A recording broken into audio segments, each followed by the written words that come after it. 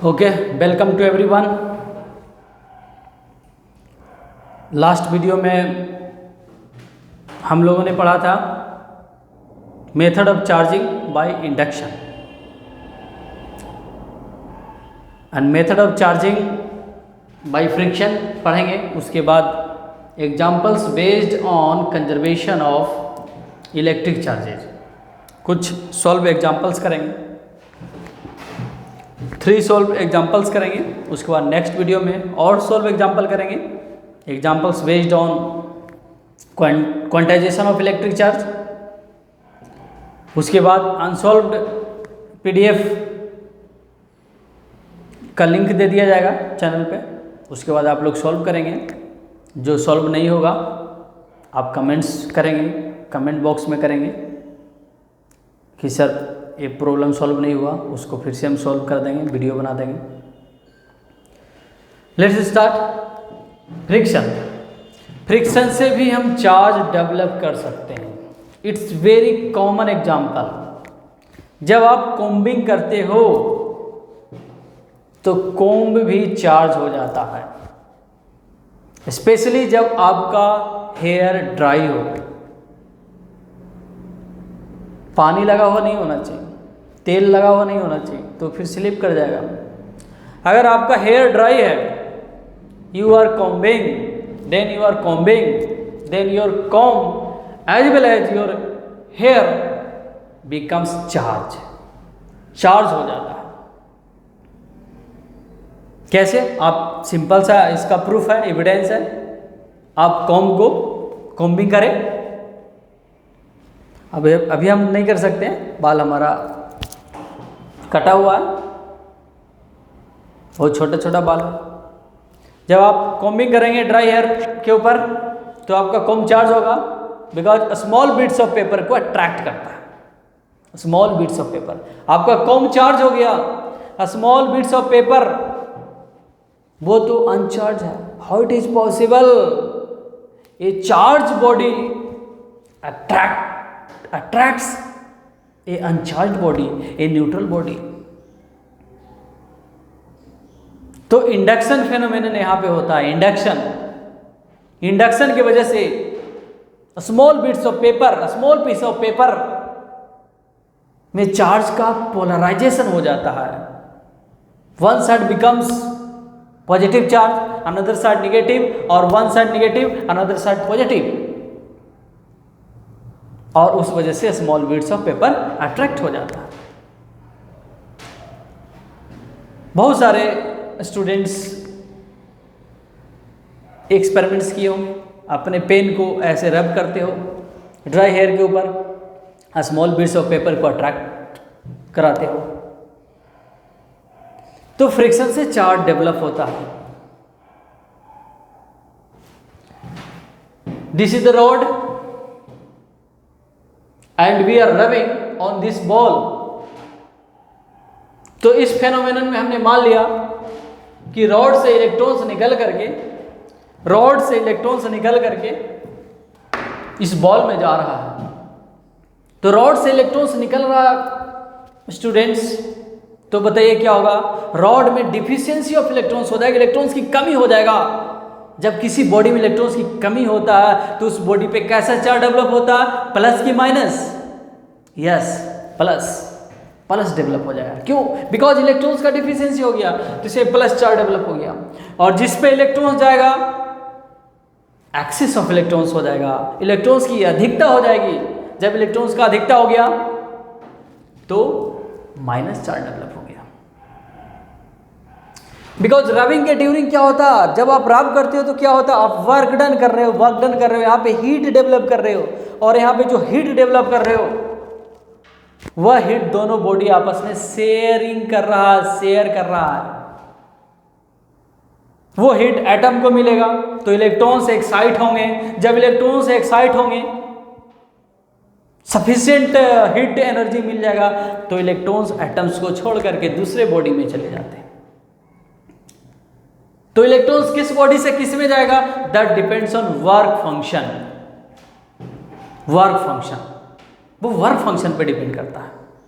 जब आप कॉम्बिंग करते हो तो कॉम्ब पॉजिटिव चार्ज होगा कि निगेटिव चार्ज होगा, आपका हेयर पॉजिटिव होगा कि निगेटिव होगा, that depends on work function. What is the work function?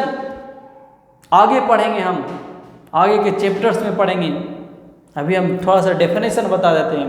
Work function is the minimum amount of energy needed to an electron to remove from that body. किसी body से electrons को निकालने के लिए कम से कम एनर्जी है। तो आप रब कर रहे हो, तो बगडन कर रहे हो, यहाँ पे हीट डेवलप कर रहे हो, वो हीट इसमें भी जा रहा है, इसमें भी जा रहा है, किस में ज़्यादा जा रहा है, किस में कम जा रहा है, that depends on nature of the material. कैसा मटेरियल है, कॉपर का है, ग्लास का है, सिल्क क्लॉथ है, क्या है। हीट उस बेसिस पे हीट को शेयर करेगा और हीट बढ़ता जाएगा, हीट बढ़ता जाएगा, एटम्स को हीट मिलता जाएगा, इलेक्ट्रॉन्स एक्साइट होकर के निकलना स्टार्ट हो जाएगा। जिस बॉडी से निकलेगा उस पर प्लस चार्ज डेवलप होगा और जिस बॉडी में जाएगा उस पर माइनस चार्ज डेवलप हो जाएगा। बहुत सिंपल सा कंसेप्ट है फ्रिक्शन। अब देखेंगे हम examples based on conservation quantization of electric charge. Very very important examples हैं, बहुत इजी है, टू इजी है। तो हमने फर्स्ट लेक्चर में ही बताया था, प्रॉपर्टी ऑफ इलेक्ट्रिक चार्ज वाले में बताया था quantization of charge. What is the quantization of charge? इस दुनिया में जितना भी चार्ज है, जो भी चार्ज है, वो एक इलेक्ट्रॉन्स और एक प्रोटॉन्स के चार्ज के इंटीग्रल मल्टीपल में ही होता है। दैट मीन्स उस चार्ज का एक फार्मूला हम दे सकते हैं, Q equal to plus minus n e. अगर मैग्नीट्यूड में बोले तो Q इक्वल टू एनी। This is the quantization of electric charge. तो इसी फार्मूला पे बेस्ड हम कुछ न्यूमेरिकल करेंगे, Q इक्वल टू एनी पे based.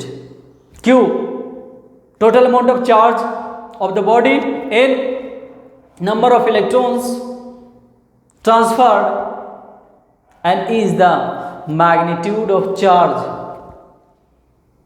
of electron or proton. First numerical is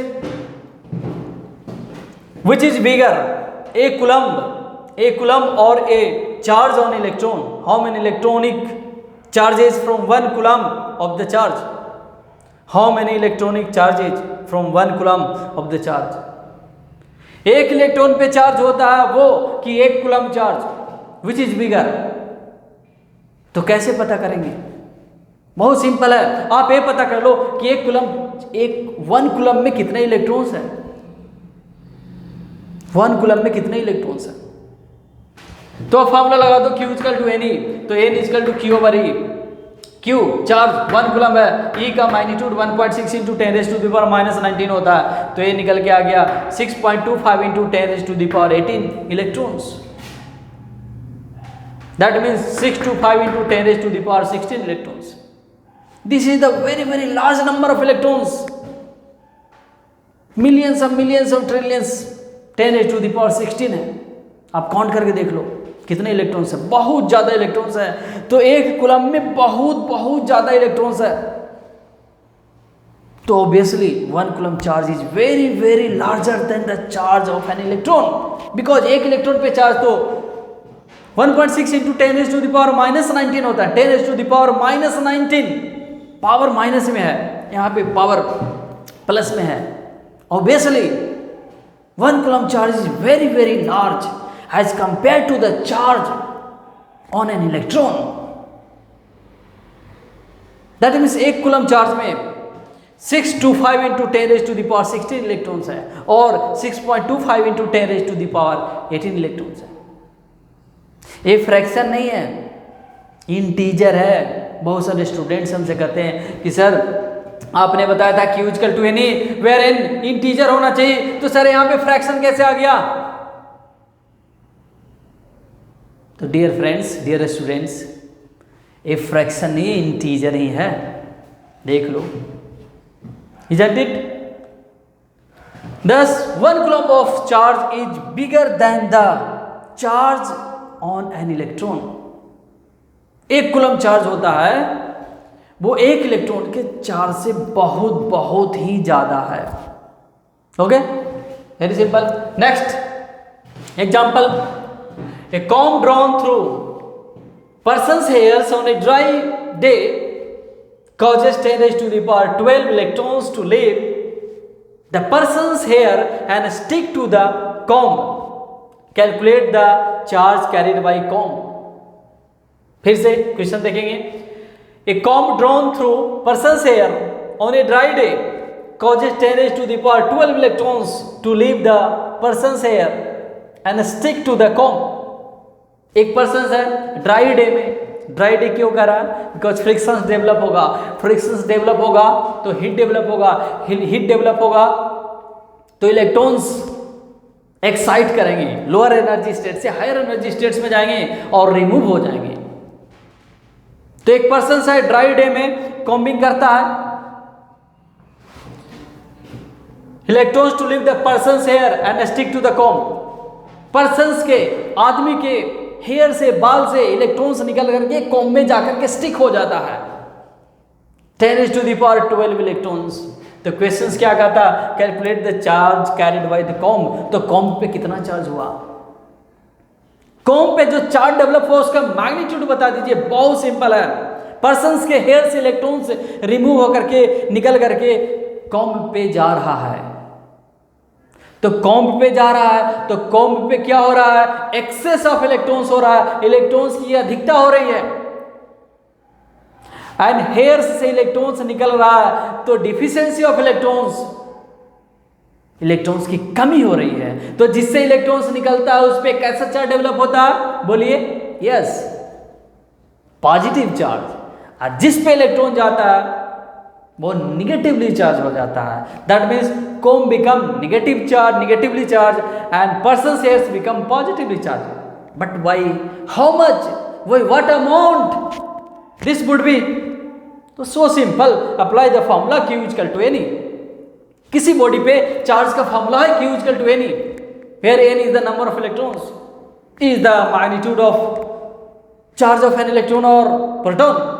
okay, apply this formula Q equal to n e. n number of electrons, right, causes 10 raised to the power 12 है. Sorry 12 है.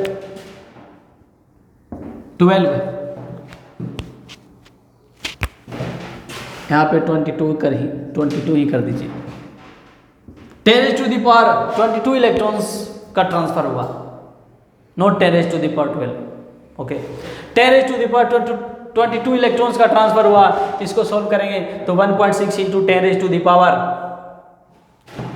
3 coulomb आ गया. इतना magnitude of charge का transfer हुआ है. यूं कह ले. साइन क्या होगा? कॉम्ब पे निगेटिव चार्ज होगा और हेयर पे पॉजिटिव चार्ज होगा. As comb has excess of electrons, comb पे इलेक्ट्रॉन्स की अधिकता होगी, thus charge on comb minus of this much. Okay, so simple. Next example. If a body gives out 10 raised to the power 9 electrons every second. एक कोई body है, उसे electrons निकल रहा है, इलेक्ट्रॉन्स बाहर जा रहा है, इलेक्ट्रॉन्स निकल करके बाहर जा रहा है.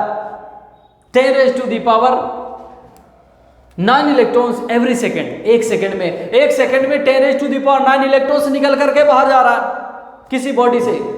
बहुत सिंपल. इमेजिन दैट एक